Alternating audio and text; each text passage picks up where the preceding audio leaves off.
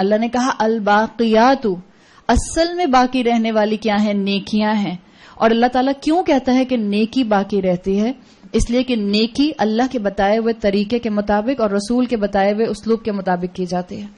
نیکیاں کیوں خیر کا باعث بنتی ہیں؟ نیکیاں کیوں باقی رہیں گی؟ اس لیے کہ ان میں اللہ کی رضا اٹیچڈ ہے.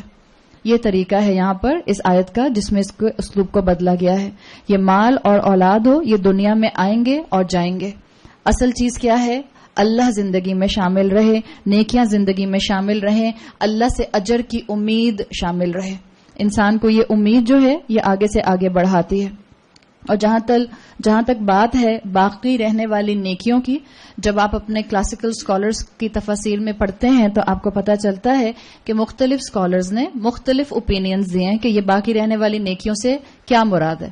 جیسے بعض اسکالرز نے کہا کہ باقی رہنے والی نیکیوں سے مراد ہے 5 وقت کی نماز.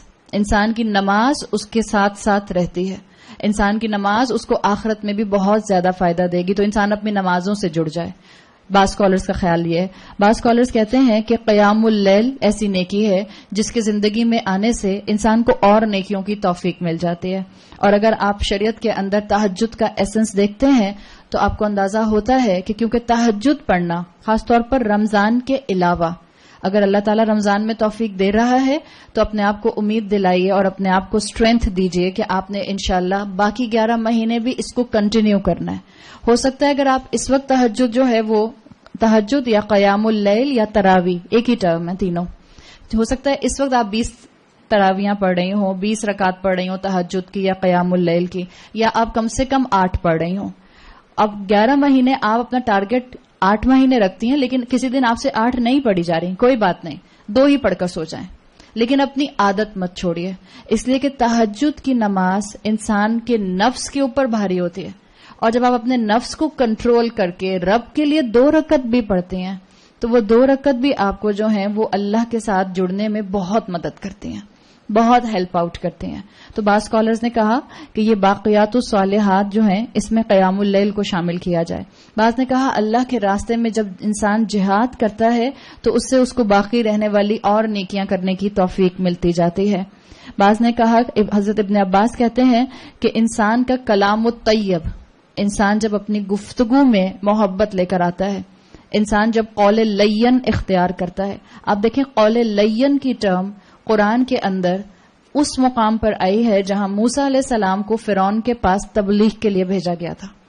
فرعون جس سے بڑا ظالم شخص کوئی نہیں تھا، سب سے بڑا ہسٹری کا پیرانائٹ، لیکن اس کے پاس اللہ کے رسول کو بھیجا جا رہا ہے موسیٰ علیہ السلام کو، اور اللہ کی طرف سے گائیڈنس آ رہی ہے کہ اس کے ساتھ قول لین استعمال کریں، نرم بات استعمال کریں، نرمی سے بات کریں. تو ابن عباس کے مطابق انسان کی نیکیوں کو باقی رکھنے کے لیے، اس کی نیکیوں میں اور زیادہ جو ہے اضافہ کرنے کے لیے اس کا جو کلام الطیب ہے، جو اس کا پاک کلام ہے، وہ اس کو فائدہ دیتا ہے.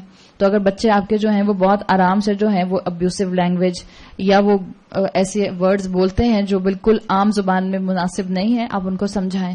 اس لیے کہ اب ہم ایک بات سمجھ گئے ہیں، ایک غلطی، ایک گناہ اپنے ساتھ گناہوں کے خاندان کو لے کر آتا ہے.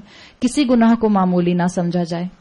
اسی طرح اسکالرز کہتے ہیں، ایک مفسر آتے ہیں کلاسیکل اسکالرز میں، قتادہ رحمت اللہ علیہ ان کا نام آتا ہے.